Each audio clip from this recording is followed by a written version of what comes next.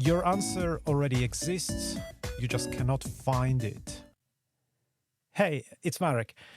I have a drawer in my wardrobe, and in that drawer, I have a tiny section into which I put all the single socks, the ones that I couldn't find a matching pair to. This behavior reflects my belief, almost a philosophical one, that the other sock exists. It just needs to be found. And this podcast is about a particular event or set of events that made me think perhaps this is how we should be thinking about some of the problems we have in our lives, in our businesses, in our organizations. The podcast is called the Erdős Gap. Erdős is the name of a Hungarian mathematician. He was one of the greatest mathematicians of the 20th century. Your answer already exists. You just cannot find it. In October 2025, so just a few weeks ago, mathematicians found solutions to 3 times as many problems as usual. Right? Quite productive. 23 of Paul Erdős' famously stubborn challenges, some unsolved for decades, suddenly fell. 23 of them. Now, there's a twist in what I just said. When I use the word found, that's a different type of found, as in found solutions, than we typically think of. So there's a webpage. The webpage is called Erdős Problems, or erdosproblems.com to pronounce it properly, ERDOS problems.com. And there are 1,111 challenges proposed by the great mathematician. Now, according to Paul Erdős, those problems have thwarted the efforts of the best mathematicians for many decades. And solving one is pretty much a badge of honor. There's a lot of people who keep trying to solve those challenges. Now, I looked at the webpage, spent some time with the numbers on that webpage, and I calculated that there are fewer than 7 problems per month that are solved on average. Fewer than 7 problems per month. Now, in October 2025, just a few weeks ago, it was different. As I mentioned already, 23 problems were closed. And in the first 9 days of December, when I was doing my calculations, when I was researching this particular post, 9 more challenges have fallen, 1 a day, more than a typical month in just 9 days. So that's quite surprising. And a lot of people were asking themselves, what's happening here? There's another great mathematician, a contemporary one, Terence Tao. He's an Australian-American mathematician, and he is one of the greatest minds in the field right now. Now, according to Tao, almost 12 problems in October were marked as solved after AI tools helped locate existing solutions. There were existing solutions to famously unsolved Erdős problems. It just, nobody was aware that they existed. Solutions that no one was able to link to Erdős problems. Perhaps even the authors of those solutions didn't realize that their work addressed a problem on Erdős list. Those problems were not solved the way we normally understand the word. They had been solved, but no one noticed. So that's fascinating when you think about it. There was a lot of media attention around this particular set of activities in October, where there were a few people who claimed that AI tools solved Erdős problems. They didn't really solve them. They literally found solutions. Those solutions had existed. Now, when I looked at December data, and look, I'm not a mathematician by profession. I have spent, 16, 17 years of my life learning mathematics in every level of education, including 5 years of learning mathematics at the university. So I sort of understand it a bit, but I would still say that I have an untrained eye when it comes to mathematics. So I looked at the problems solved or marked as solved in December, and I saw the same pattern. So there was a problem number 94, in which a paper from 1995, 30 years ago, was found to contain a solution to the problem, to problem 94. And there was a user on the webpage. His username is Boris Alexeyev, who noted these references were located by ChatGPT.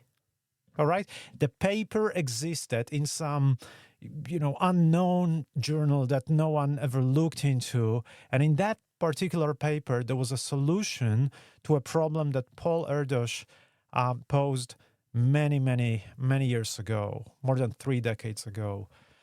Erdős problems reveal that particular bottleneck, that there aren't enough minds to sift through papers from obscure journals or neighboring fields. It's also a weird type of problems. It's a many-to-many problem.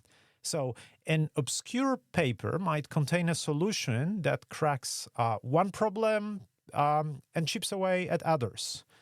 And a particular problem might benefit from multiple partial solutions scattered around various papers that, when you bring them together, provide a breakthrough. Right? So it's a very, very interesting many-to-many problem. Tao describes this as a long-tail problem. So he says that there are a few famous conjectures that get the most attention, but there's a long tail of problems that receive less attention, and many of them are potentially easy to solve or already solved somewhere else. So AI is helpful here because it can work at scale. It's not like humans who can only, slowly read one paper and then, it takes them a couple of hours sometimes, then another paper and so on and so on. You can work at scale, and you match meaning rather than just keywords. So you cannot really use, Google search to look for those solutions, because the other mathematician might have used, a slightly different notation, a slightly different vocabulary to describe the problem that they were solving. So this is really, really interesting. You're matching meaning rather than just keywords. You can shortlist those solutions. So importantly, those AI systems do not say this is the solution. They just shortlist that. They say out of 500 papers that I've looked into, I think 7 of them have potential solutions. So have a look, you human, have a look at those 7 papers.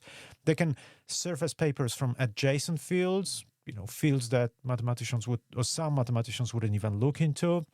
And they could connect problems to answers that humans would never have time to find. So I came up with a name for it, and I call it the Erdős Gap. And it's a case where the solution exists, but you just cannot find them. And it's mostly because you're just incapable of finding them. The scale's too large, the vocabulary is too different. The papers are in completely different context, in a different place. This isn't unique to mathematics. But as you know, in all those podcasts, I always try to draw connections to other fields. You've probably done this yourself. You might have spent 20 minutes solving a problem, and then you remembered that you had already solved this months ago. The answer was somewhere in an email that you have completely forgotten.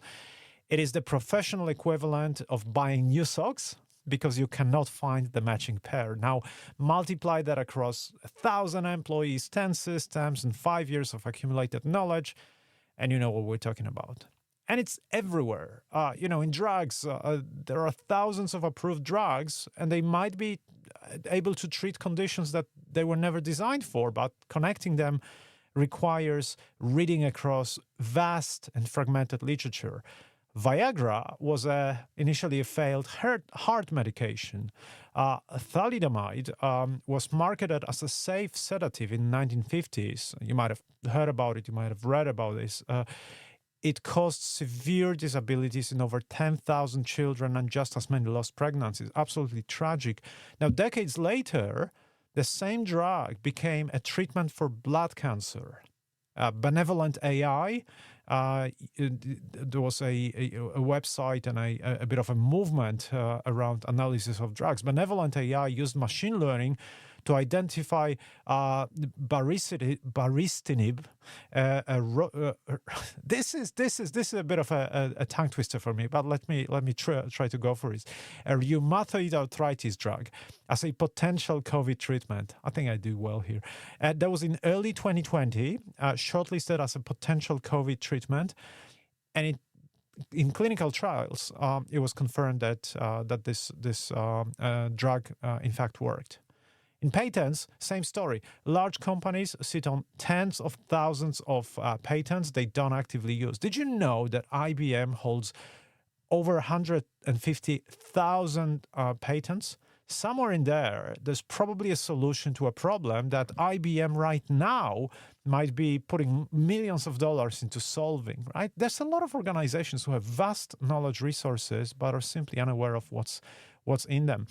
Internal knowledge silos, I imagine, there's a global organization, maybe the office in Sydney has solved a particular problem, but the office in Singapore of the same organization has no idea that the Sydney office has solved it. The Sydney office probably saved a description of this problem on a web page somewhere on Confluence, SharePoint, you name it.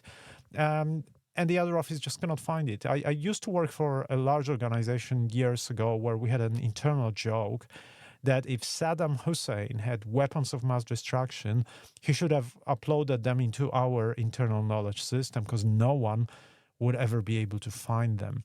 This is the Erdős problem at enterprise scale. Many too many, scattered across systems, no one connecting the dots. And a few years ago, my team worked with a large government department in which those individual divisions that we worked with, some of them solved a specific problem. Now, other divisions, they had precisely the same issue, but they weren't aware that the other divisions have solved the problem. People talked, but they never realized they were using different terms. They had sort of division-specific language. That's as far as I can go in disclosing this, to describe the problem. This is where AI excels. It matches meaning, not just keywords. So where does Erdős Gap hide? Honestly, it's everywhere. It's in businesses that use multiple systems to store documents. I have teams or work with teams that have a G Drive, a OneDrive, a Confluence, a SharePoint, Notion. It's all in one office, in one team. It's in organizations that never mind their support tickets. Imagine support tickets are not just problems, but also solution to those problems. Some creative ones as well.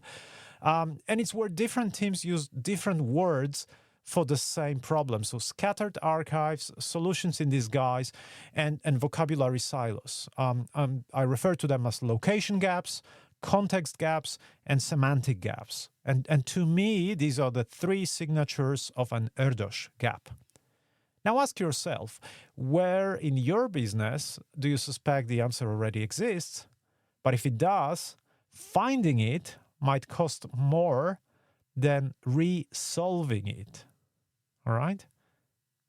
Before you commission another research project, ask the Erdős Gap question. Has someone already solved this in the organization? Or maybe even outside. To find a solution to a problem might simply require what the phrase suggests, finding one that already exists. And that's precisely the kind of nut that AI is starting to crack.